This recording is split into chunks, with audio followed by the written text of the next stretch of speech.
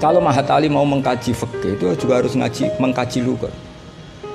Saya itu mengkaji kitab usul fikih banyak, Lubul Usul, Jamul Jawami. Itu di separuh akhir pasti tentang lau itu kayak apa, inna kayak apa, ka'anna, ya Mbak. Nah orang kebangetan berarti khatam aja. Karena nggak bisa kita mengkaji usul fikih tanpa tahu aturan-aturan lughat, karena ilmu itu didapatkan dari Quran dan Quran adalah wa innahu latanzilu rabbil alamin nazala bihir rohul amin ala qalbika litakuna minal munzirin bilisanin arabi mubin. Jadi hadal Quran alisanul arabi. Kamu nggak tahu lughat nggak bisa. Makanya pernah ada khotib amatir, ya tentu khotib ini amatir. Kalau ketemu saya pasti tak PHK ya. Atau tak penjara lah malah. Bukan sekedar tak PHK tapi tak penjara. Itu ada khotib amatir mendalil ketika khutbah. Yaitu dia mungkin saking gobloknya atau khotib pesenan karena nggak tahu lah pokoknya. Atau ya baru habis 5.000 istri jadi goblok. Karena penyumbang kegoblokan para kiai itu istrinya kan. Itu sudah jelas. Itu kata Pak Said itu. Mbok kiai pinter kaya apa, profesor pinter kaya apa. Ini kalau kata Pak Hasyim Muzadi itu masyhur ya. Ini ada ponanya ya. Banyak profesor yang menjadi goblok karena apa? Istrinya. Jadi sudah belajar teori macam-macam, pas mau ke kampus dibentak istrinya. Itu sudah di kampus blank. Hilang gitu. Kiai juga gitu, ilmu sudah disiapkan mau dibentak sudah tuntas.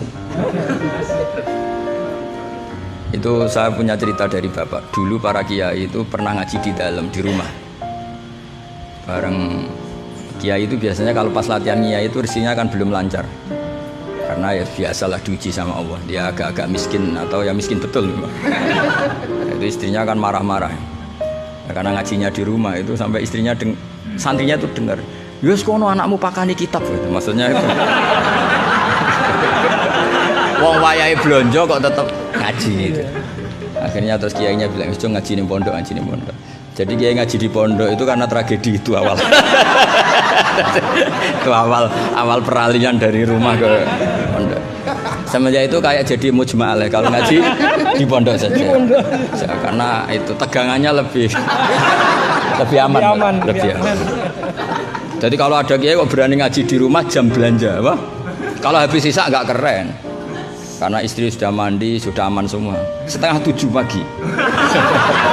Itu kalau ada kiai berani ngajar di rumah jam-jam belanja itu tak puji. Apalagi berani di istri kedua, oh tambah hebat. Tambah hebat. Ada yang berani? Ada. Terus nggak ada masalah? Apa ada masalah disembunyikan? Banyak pasti banyak. Saya teruskan. Di sini ada yang hafal Quran santri kamu? Ada. Gurunya hafal nggak? Itu masalah. Bid'ah itu termasuk. Muridnya hafal, gurunya enggak. Si khotib tadi dalil begini. Wala tangkihul musyrikati hatta yu'min. Yaitu tentu nakah itu hanya muta'addi li maf'ulin wahid. Ya saya ulang lagi, nakah itu muta'addi li maf'ulin wahid yang binafsihi ya. Yang apa? Binafsihi. Kamu harus belajar nahwu. Saya bisa tafsir seperti ini ya barokahnya saya pernah nagriri alfiyah, saya pernah. Sampai sekarang saya itu masih belajar ilal. Kamu jangan kira saya sampai sekarang itu masih belajar ilal. Karena saya tahu ilmu ini sudah mau mati. Karena yang Mahatali aja tidak mesti bisa, apalagi yang enggak. Padahal maknanya Mahatali itu apa? Kelas tinggi. Buat tinggi bingungnya, buat ilmunya ada tahu. Al-ali fitahayyur au fil apa ada tahu. Alinya kan kalau dalam ilmu balaghah kalau makmul dibuang itu umum, jadi nggak jelas al-alifi apa kan nggak jelas karena makmulnya dibuang.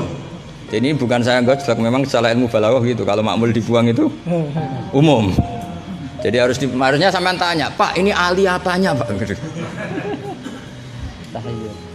Ali ilmunya apa ali Karena tadi kadang santri itu nggak berani boyong. Saya pernah punya cerita unik dari Mbah Mun. Niai itu latihan ya, jadi kiai itu latihan. Kata Mbah Mun gini, saya itu pernah husnudzon sama santri yang kalau pereinan itu tidak pulang. Itu Mbah Mun anyaran Niai itu dipuji, wong pereinan kok tidak pulang, berarti capek, sergep itu. Tapi Mbah Mun itu betapa kecewanya ketika santri itu dipanggil, "Jong, pereinan kok tidak pulang kenapa?" Nah, ning omah kan ngarit, Mbah.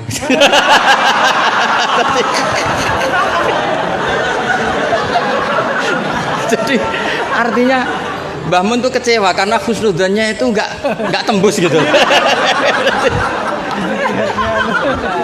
Nah, bisa saja sampai meneruskan Mahat Ali itu bukan karena nyari ilmu, ning omahe wopo gitu. Jadi husnudzon itu ya kalau keterusan itu ya jadi goblok gitu. Saya enggak tahu, coba niat kamu Mahat Ali itu nyari ilmu apa daripada di rumah enggak jelas. Enggak usah dijawab itu sudah kita. Enggak usah dijawab.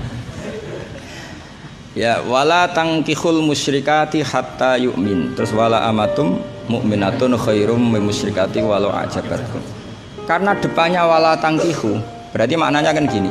Wala tangkihu lan ojo nikahi sira kabeh ayyuhal mukminun, karena khitabun lil jamil mudzakkar ya, khitabun lil jamil mudzakkar. Al musyrikati yang pira-pira wedok musyrikah, perempuan musyrikah. Nah, karena depannya bi fathita, saya ulang lagi, karena depannya bifat khita. Ayat yang kedua atau alinea kedua ya, alinea kedua atau qadhiyah kedua itu tetap dibaca wala tangkihul musyrikina hatta yu'minu, tetap dibaca wala tangkihul. Itu sehingga orang Arabia nggak hafal Quran tapi dia malakah bil Arabia. Saya ulang lagi, dia ada ahli Quran tapi malakah bil Arabia karena dia dzauqus salim al-urbul khulsu, dia orang Arab asli yang belum tercampuri oleh mu'arrab, oleh Arab-Arab palsu, tidak Arab muwalladin kalau dalam bahasa balaghah. Terus bilang gini, ya khotib, katanya Pak Khotib, apa betul itu Quran? Kalau itu betul Quran, saya kecewa dengan Quran. Karena maknanya menjadi gini, wala tangkihulan ojo nikahi sira kabeh para mukmin lelaki, karena khitabun jamil mudzakkar. Al musyrikina ing lanangan musyrik. Yang mau nikah sama lelaki musyrik itu ya siapa? Mbok ndak usah dilarang ya ndak akan kita lakukan gitu. Mas, artinya gini kan menjadi tidak mutu kan, misalnya saya ngandani jenengan Jong Kang, ini kan kalau segini bahasa Madura Kang ya Kang sama Kang ke Joneka mbak Pak Khairuddin loh, nggak usah dilarang juga nggak akan kamu lakukan, bisa muta-muta kamu kalau nikah sama lelaki kan gitu. Tapi kalau dibaca bifat khita maknanya seperti itu, kalau bifat khita maknanya seperti itu. Maka semua ulama qurra ijma, saya ulang lagi ijma bacanya bidomit ta apa, sehingga maknanya gini, wala tungkihu lan ojo nekahno sira kabeh para wali. Terus maf'ul awalnya dibuang, banatikum ing pira-pira anak wedok sira kabeh, atau mauliyatakum ing wong wedok sing mbok waleni sira kabeh. Jadi hadhil ayat khitabun lil auliya wala tungkihu ayyuhal auliya wala tungkihu lan ojo nekahno sira kabeh para wali, banatikum ing pira-pira anak wedon sira kabeh mbok nekahno al musyrikin ing lanangan musyrik. Itu baru benar.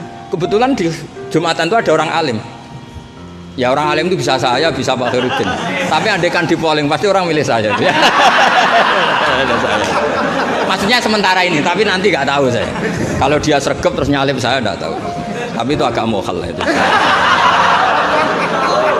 Agak mokhal. Ya setidaknya mokhal adatan, bukan mokhal yang. Ya, mokhal ya. Mokhal kan, mokhal adatan ya, bukan mokhal yang kotan tapi mokhal apa? Adatan. Ya, bukan mokhal aklan ya. Terus ada kiai bilang gini, ndak itu yang salah, ndak Qurannya, khotibnya. Itu semua Quran bacanya bidomit. Maka kalau sampai mengkaji Quran itu harus seperti ini, cari sisi ekstrimnya.